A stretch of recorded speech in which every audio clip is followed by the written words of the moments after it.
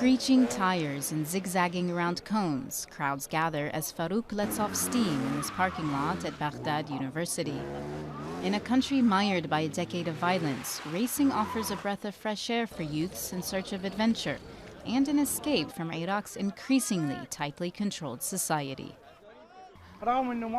Even though we don't have support or a proper place to practice, we'll continue to have this gathering and we'll never give up. God willing, things in the future will be better than they are now. Cinemas, concerts, theater, and entertainment that youths around the world take for granted are few and far between in Iraq, so they try to find their kicks elsewhere.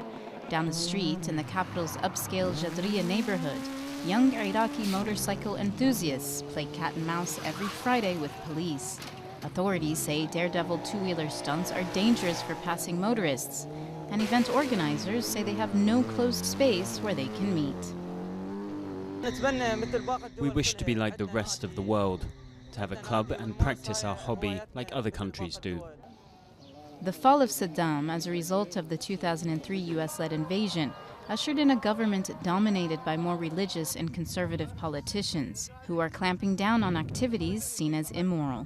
With 8 of his friends, Haidar practices parkour in Zoura Park in the city center. The urban acrobatics has a loyal following in most countries, but remains rare in Iraq.